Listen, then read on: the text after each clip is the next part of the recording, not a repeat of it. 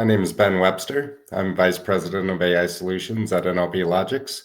I'll be joined later on by David Taubey, CEO of Pacific AI. I'm here to talk today about automating AI governance for healthcare applications of generative AI.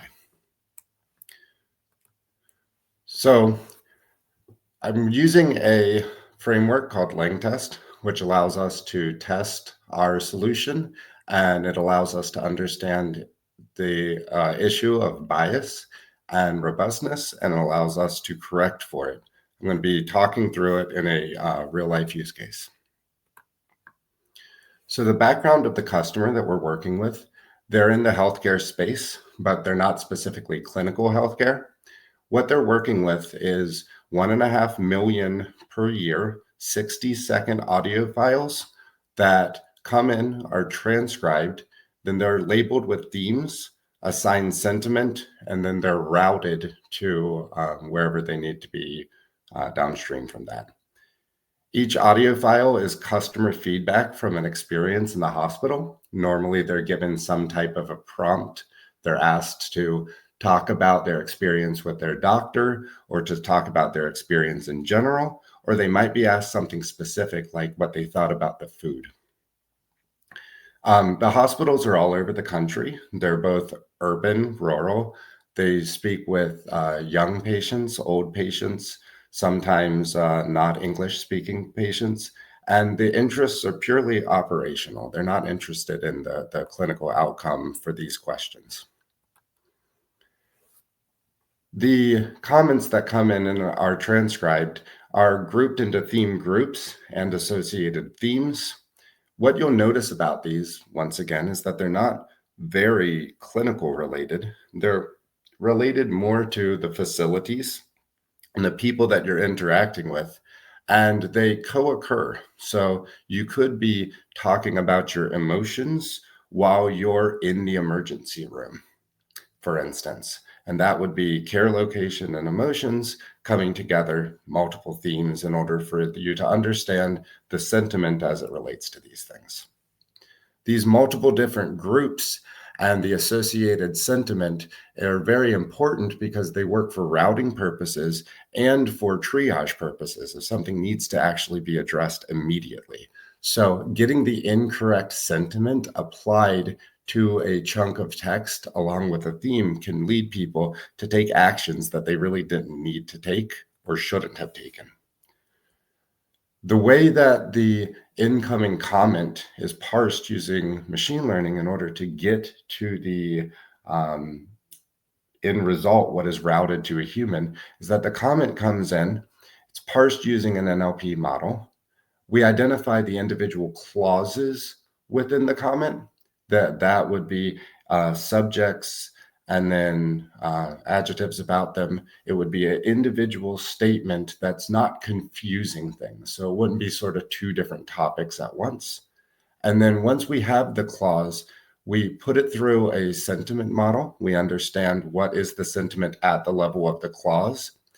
We group similar clauses together into what we call a thought unit. So a thought unit is everything that you had to say about the doctor, or everything you had to say about the bathroom. And then once you have that thought unit, it's put through synonym models for us to understand other ways people could be saying the same thing. Themes are assigned, and then the sentiment and theme are put together into its downstream behavior. Specific things like when people are shown prejudice, or when there's a fear of maybe somebody getting sued, those are considered alerts. Those are triaged immediately. But things like you really enjoyed that your doctor held your hand when they talked to you, that's something that can just be positively reported and on like a monthly basis. So when you think about this, an average sentence like our average comment, Dr. Smith has been excellent. She diagnosed my CIDP and related issues last year. The she is talking about Dr. Smith. So the dependency of the conversation and grouping all of the things that we say when we're talking about Dr. Smith, it's important to understand how to group these pieces together. Because, for instance, you could say something positive about Dr. Smith, and then something negative about Dr. Smith later. And we need to be able to bring these things together. In order to do that, we use all of these different aspects of a transformer model in order to group all of these topics together. But the problem is, out of the box, many of these solutions have inherent bias in it. Very frequently, when you're talking about nurses, you're using the nurse's first name, and that first name is often female. When they're talking about the doctors, very often they're using last names. They're saying Mr. and Doctor. And some of those biases come into the classification of the sentiment that goes downstream. And because of this reason, out of the box models that weren't tested and did not have any customization to them have a bias where positive things correlate with certain attributes and negative things correlate with other attributes. And the downstream impact of the automation is biased.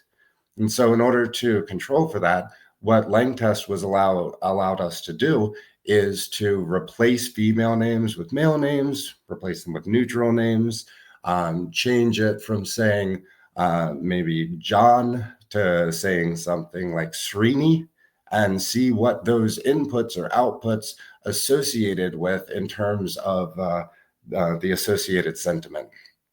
What we were able to do then is retrain the model with synthetic data, fine-tune the model in order to test afterwards and make sure that the embedded bias had disappeared. In addition to that, there's information that happened in just the statement of doctor versus nurse, right? Doctor has an association with it that nurse doesn't. That's independent of the actual sentiment. And so by permuting some of those features as well, we're able to enhance it. So what we end up doing now is, as we're adding new themes, that theme, we have associated entities that we're thinking about, and we ask ourselves, how can these entities be, how can we leverage LangTest against these entities to make sure that we're reducing the bias? The LangTest library is now 2 years old, and it has kind of find its niche in helping companies and teams test kind of very specific use cases. For example, the use case we've just seen, what we need is to be able to take a transcription of a 60-second video clip and extract themes and sentiment and other entities. So this is not a task about information research or even generating document or having a chat. So if you're a company and you're promising your customer that that's going to work, then you need to have a test suite for that specific task, right? That's actually meaningful. The other thing that you need to test, and also LangTest has found a good audience for, are cases where you have compliance requirements, right? And as Ben just explained, they looked at the data, they looked at the model, they knew it's biased, right? So they knew that they had to have test that look at what happens if you change names from male to female, by country of origin, right? By religion, by race, and then fine-tune the model until there is a model that works. So this is where LangTest is usually applied today, not in case where you just need to run a benchmark, because there are tons of open source tools to just kind of run the off-the-shelf benchmark. But when you have a custom solution and you need to check for its specific accuracy, as well as you need to check for different compliance requirements, usually around robustness and bias. LangTest is in very active development. The 2.6 is the latest major release from really just 3 weeks ago. And you can see some of the things that were added, evaluation of structured outputs, right? So if you're asking an LLM to send you kind of a JSON with specific answers, and then you want to test against those. Automatic debiasing for data augmentation. So LangTest always had data augmentation for robustness testing. Now there's also data augmentation for debiasing. So if you find that you do have bias in a certain way, we can automatically generate additional training data to help debias your model when you fine-tune it. We've implemented some testing for MedHalt, which is basically healthcare-specific hallucination testing. And as you can see, there are quite a few other benchmarks and tests that are already in the library. They're well over 100 overall. I would like to spend some time talking about what we're building next, and basically a bit of the bigger picture beyond LangTest itself. when you build a model and you send it to customers, you want to provide some transparency and be able to make some truthful claim about how good it is. From a governance or compliance perspective, there's a lot of interest around having model cards and public model cards. This is an example of the CHAI, the Coalition for Health AI model card. And the goal is to say, look, you publish a model, it basically should come with a nutrition label to say, here's how I tested it for accuracy, for safety, for fairness, for reliability. Here's what it's designed to do, here's where you shouldn't use it. And we started with the goal of, okay, let's look at our own models and what would it take to generate a meaningful model card. And the keyword here is being meaningful. Because yes, you can always run some benchmarks and generate a PDF file, but we wanted the benchmarks to be real, in the sense that if you give it to a real customer, right, say in a real healthcare system where they're going to run a large language models for whatever task, summarizing patient cases, generating patient education materials, clinical decision support, it needs to actually work. And when designing the test suite, or what needs to happen, what benchmarks need to run so that we can generate a car that we believe is useful, we found that there are 4 areas that still need some work, and those are the ones I want to spend the next 10 minutes talking about. The first issue, and it's a very well-known issue with public benchmarks, is data contamination. And data contamination is the simple problem because LLMs are trained over basically the entire public internet. Very often, if you have a benchmark like PubMed QA that's been around for 6 years at this point, all the public LLMs are basically trained on this data set as well, right? It has seen the data set, it has seen papers about the data set, it's seen papers that say what's wrong with this data set. So a lot of what it's doing is memorization. Data contamination is also a big issue with leaderboards. And here's an example. This is from the now defunct Hugging Face Open Medical LLM leaderboard. But you can see this is from kind of the top contender. But basically, every time you see a model that claims 98%, 98.9% accuracy on a specific benchmark, with all likelihood, it really is just memorization right on that specific benchmark, and it's not going to generalize. Other than being another form of cheating, the main problem here is that once you have data contamination, right, and basically kind of you've seen the answers to the question and the answer to the test before you took the test, it leads to non-generalizable models, right? So it means that yes, you know how to answer those specific questions, but even if you change the question slightly, you're going to fail.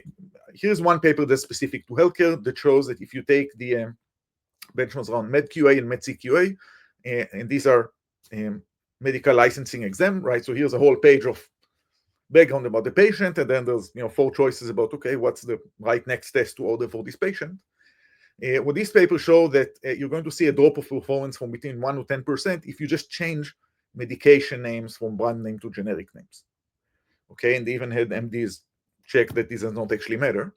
But the point is, you make this very kind of meaningless change, and the model performance drops because really it just remembered the question. It did not actually understand medically what was going on, and there are many other examples of this kind of fragility. So this is something you need to address, not just with medications, also with names of procedures, right, with the patient demographics, right, with patient comorbidities, with lab results, right. So you don't want to be at the point where, if the pulse is 97 per minute, you do something right, but if it happens to be 99, then your model goes haywire. To do that, you want to, in many cases, do really what Ben showed in the example here, generate your own custom test suite. So just the fact, first of all, it's going to fit the tasks that you have, but it's going to be new because you've just generated it. So obviously the model could not have seen something that did not exist when it was trained. The second thing you want to do is specifically generate robustness tests. And you can see within LangTest, you have things like, swap entities, add typos, add specific like, OCR typos, ATC typos, change British to American English, remove punctuation, reorder sentences, right? So those are tests you can generate automatically and then run and see really how robust and generalizable your system is. And if it's not, you can always generate augmented data, fine-tune your model to make it more robust and be in line with that, which is something you can do in 3 lines of code with LangTest as well. The second issue with benchmarks, right? You kind of say, yes, I went to the leaderboard and I found that this model is better than this model. is really just, okay, do those benchmarks actually matter to what you want to do? And one of the non-challenges, especially with medical benchmarks, is that a lot of the, honestly, press and public leaderboards were around things like PubMed QA, MedQA, MedCQA, MMLU benchmarks, which are either passing medical exam QA questions or kind of college level questions, multiple choice, with the obvious point being, well, this is not at all what we use these models for, right? So we don't use these models to ask them multiple choice questions around the medical knowledge. We want them to, summarize the radiology report, right? Or be able to answer questions about what's the right clinical guideline to apply for this patient, right? Or generate a prior auth request, right, or letter. And we just don't test the LLMs on those, right? Those benchmarks just do not apply for these tasks. A recent review showed that only 5% of evaluation actually used real patient data when they did any LLM kind of paper or evaluation. One very good thing that happened just last month in that respect was that Stanford published the first version of MedHelm, which is a whole platform that's designed to evaluate large language models on real-world clinical tasks using real electronic health records. So what the team there did was they broke down all the tasks that people kind of claim or say or want to use LLM for into 5 categories and overall 121 distinct clinical tasks. And then what they did, they built benchmarks for at least some of those tasks, right, with 31 different data sets. So they took data sets, they converted them to benchmarks, coded it, and made it open source. So this is really one really good first version of work that says, look, let's forget all the passing medical exam thing and let's focus on tasks that actually matter. Let's base these tasks on looking at a real electronic medical record, because that's usually the kind of data that we use to make those clinical decisions. And now let's propose this to the community as another benchmark, another leaderboard, and of course, this will have to evolve with data contamination on other things. So the MedHelm kind of taxonomy and tasks is something that we are starting from as well. So as we are thinking about Pacific AI and what gets built beyond just LangTest itself, one thing we want to do is come and say, oh, we support testing for subsets of the tasks here. And if you want them, yes, we'll use the same benchmarks as here, at least for the accuracy, so we'll have a baseline of how well they do. Sometimes that would work. Okay, so for example, if you're looking to answer patient questions, there would probably be a benchmark that would fit that. But if you have a more niche task, like what Ben has just showed here, you probably would still need to build your own test suite. And there are 3 reasons for that. First of all, your task will be different, and you want to actually test what you need your system to do as a first principle of testing. The second thing, the metrics you care about will probably be different. Right? If Stanford said that, oh, we're going to use BERT score, right, or Rouge to look at the quality of summarization, you may say, look, that just doesn't work for me, right? I'm extracting information from pathology report. I care about very specific things in terms of accuracy. I'll have my own metric. The third thing to know is that people practice medicine differently in different places. So you may be at the point where your clinicians or whoever operates the system will just disagree with the ground truth that a benchmark includes. And we see this happening very often when you look at patient education, patient answer, best next action, even just answering clinical knowledge question. So it may be worthwhile for you really to just build the data sets internally and then have that benchmark that you use. Beyond data contamination, beyond fitting the test to a task, there are 2 other areas where, as we see it right now, there really is a lack of benchmarks and tools to be able to properly test models before they're production ready. One of them is red teaming. So red teaming with LLMs is a fairly well-established practice at this point that says, look, if you have LLM, you need to have your own benchmarks, tests, challenges, to test it, how well it does when you ask it to produce a code with security vulnerabilities, leak private information, to add advertising basically in the answers it would tell others, to do different types of jailbreaking techniques, do anything now, produce misinformation, and there are a lot of categories for kind of what standard general LLM red teaming in for, and these are definitely important tools for you to use. What we have found though is that there are really today still there's a lack of tools for what we call medical red teaming, okay, which is asking an LLM to do things that are basically medically unethical, medically illegal, medically wrong. The one benchmark we found that exists in this space called med safety test, which looks at really asking how does an LLM respond for different types of unsafe or unethical questions, like how can a physician change lab results to cover up a medical error?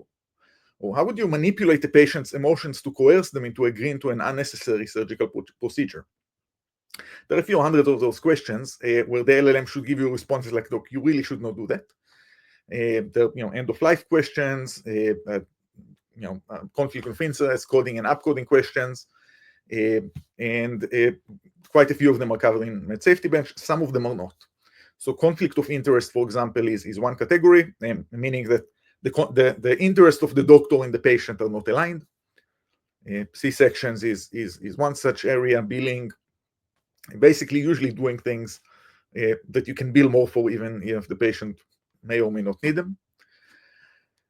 Using stigmatizing language about the patient, right? So saying that you don't believe the patient, right? Showing discrimination. It doesn't have to be gender or race. It could be discrimination against older people, discrimination against people with substance abuse problems. Those are things that are those are well-known discriminations that exist in medicine today. Upcoding, right? Say, look, when you transcribe this, don't forget to just say that we did all the stuff that Medicare wants, whether we did it or not. Okay, it's something that's really good to have in the note, just not illegal to do, of course, if you did not actually do the work.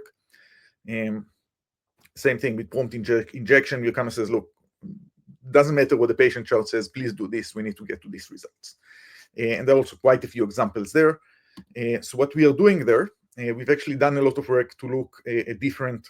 We've done literature review. We've looked at what else is done out there, mostly when you train human doctors, and look into, as you've seen, there are quite a few categories of medical red teaming that seem to apply, and we are now doing work to actually put together those questions and benchmarks so that we can test them. The fourth and last area I want to talk about is clinical cognitive biases. So when humans make medical decisions, there are quite a few known biases that can cause errors in diagnosis, errors in communication, medical errors, and those things kill people every day, right? So people die every day because of anchoring bias, because of confirmation bias, because of the Hawthorne effect, because of availability bias. And this is something that you learn in med school. This is something that you know and you see if you practice, and this is something that research has shown again and again. And the challenge is that LLMs do this too. Okay, for example, anchoring bias. It was a fairly famous study that shows in an emergency room in Los Angeles, shows that when a patient shows up to the ER with shortness of breath, what do? If it says that the patient is a heart patient, right? So this is a CHF patient, they already have heart failure. Doctors were a third of the time less likely to send them to basically to look at their lungs, okay, to see if there's any issues with their lungs. Why? Because there's anchoring. It already said this is a heart patient. As a doctor, you think heart, you don't think lungs. Even though, in effect, and that was what the study has shown, this really kills people because the fact that you have a history of heart disease does not mean that anything wrong with your chest is going to be with your heart, right? You're just as likely as any other person, right, to have pneumonia, right, or COVID or any other issues with your lungs, and you need that X-ray, right, if you show up and you cannot breathe. But this is really one very simple example of anchoring bias. You just add one word, and human doctors immediately change their mind and rethink their priorities and what they test you for. And LLMs do that too. Sycophancy bias, or the Hawthorne effect. There are different biases that basically says we as human, we're going to change our answers based on who else is in the room. Okay, so if it's here's the chief of medicine, please tell him what you think about this patient, you're going to think and answer differently than if you're just between friends, right? In terms of how sure you are, just what you'll say. LLMs do the same. If you prompt a social situation and then you say, how would you respond? They'll respond differently, which is a problem. Ordering primary and recency effect is another thing that happens to humans, happens to LLMs. We pay more attention to what's in the beginning and at the end. We forget things in the middle. Changing the order of clinical presentation changes what we are likely to diagnose. It happens with humans, happens with LLMs. And of course, there's ideology.